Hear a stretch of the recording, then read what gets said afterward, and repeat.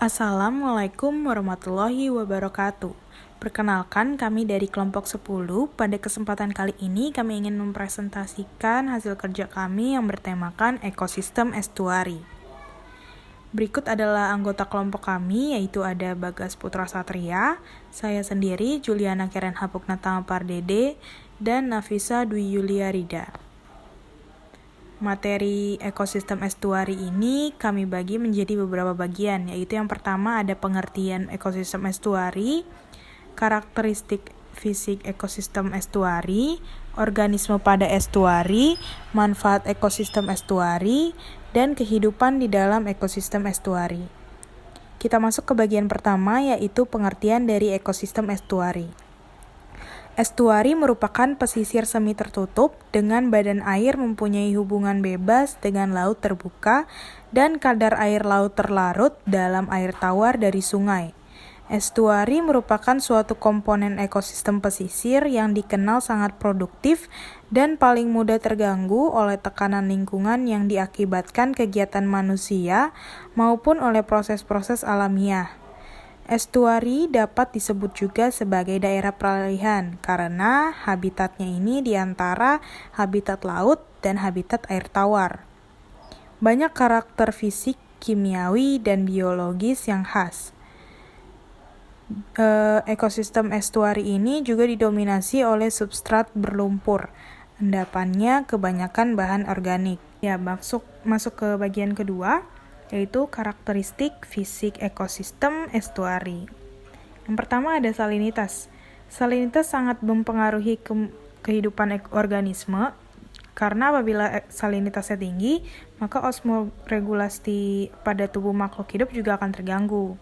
Estuari dapat mempunyai struktur salinitas yang kompleks karena selain merupakan percampuran antara air tawar yang relatif ringan dengan air laut yang lebih berat, pengadukan air ini juga sangat menentukan salinitas. Nah, di sebelah ini ada gambar pengadukan air dalam estuari, ini ditunjukkan sebagai berikut. Ya, selanjutnya ada suhu. Suhu air yang ada di estuaria ini lebih bervariasi kalau dibandingkan dengan perairan pantai yang ada di dekatnya. Karena yang pertama, volume air di estuaria ini lebih kecil sedangkan permukaannya lebih besar. Maka kondisi atmosfer yang ada di air estuaria ini mudah cepat panas dan lebih cepat dingin. Yang kedua itu karena masukan air tawar. Ketika air tawar masuk ke estuaria dan bercampur dengan air laut, maka akan terjadi perubahan suhu. Yang ketiga yaitu ada aksi ombak dan arus. Nah, pada dasarnya ombak bergantung pada luas permukaan dan angin yang bertiup. Maka daerah perairan yang sempit akan menghasilkan ombak yang kecil juga nih. Arus estuaria dipengaruhi oleh kegiatan pasang surut dan aliran sungai. Pada daerah hulu terjadi masukan air tawar yang terus-menerus. Sebagiannya bercampur dengan air laut. Maka pada akhirnya sebagian besar pun terus mengalir keluar estuaria. Selanjutnya ada kekeruhan. Kekeruhan minimum di dekat mulut estuaria ini karena sepenuhnya air laut dan makin meningkat bila menjauh ke arah hulu. Kekeruhan tertinggi terjadi pada saat aliran sungai maksimum. Lalu ada oksigen. Oksigen ini kan sangat dibutuhkan bagi makhluk hidup untuk bernafas. Kandungan oksigen yang sangat ditentukan oleh keadaan sekitar estuari ini nih. Apabila di sekitar estuari banyak ditumbuhi oleh pepohonan serta dipengaruhi oleh produktivitas organisme di dalam air yang dapat menghasilkan oksigen, maka kandungan oksigennya pun banyak. Begitupun sebaliknya. Jumlah oksigen di dalam air akan bervariasi sesuai dengan variasi suhu dan salinitas. Ya, bagian selanjutnya akan dilanjutkan oleh rekan saya, Bagas. 3. Organisme pada ekosistem estuaria. Estuaria sebagai wilayah peralihan atau campuran memiliki 3 komponen biota, yaitu hewan yang berasal dari lautan, perairan tawar, dan khas estuaria atau air payau.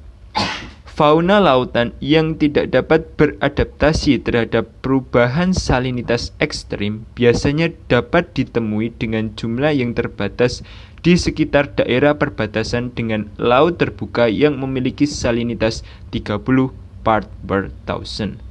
Fauna lautan yang dapat masuk lebih jauh ke dalam estuaria dapat beradaptasi dengan salinitas 15 part per thousand atau kurang dari angka tersebut. Akan tetapi, fauna perairan tawar tidak dapat mentolerir salinitas kurang dari 5 part per thousand sehingga penyebarannya terbatas berada di bagian hulu dari estuaria. Fauna khas estuaria adalah hewan-hewan yang dapat beradaptasi dengan salinitas 5-30 part per thousand, tetapi mereka tidak dijumpai di perairan air tawar dan laut.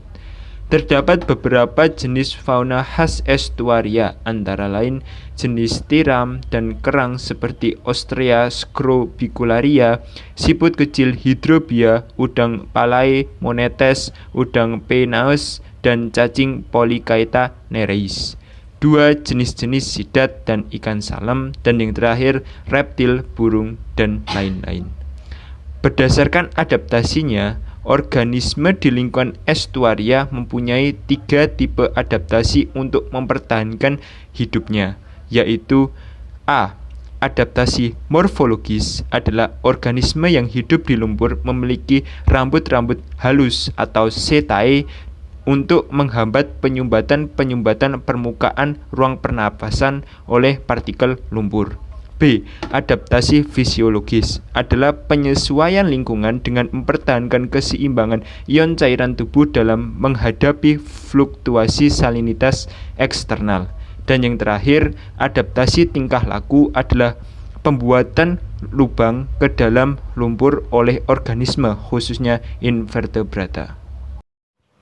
Yang selanjutnya adalah manfaat ekosistem estuari. Pada daerah-daerah tropis seperti di lingkungan estuari umumnya ditumbuhi dengan tumbuhan khas yang disebut mangrove. Tumbuhan ini mampu beradaptasi dengan genangan air laut yang kisaran salinitasnya cukup lebar. Pada habitat mangrove inilah kita akan menemukan berjuta hewan yang hidupnya sangat tergantung dari kawasan lingkungan ini.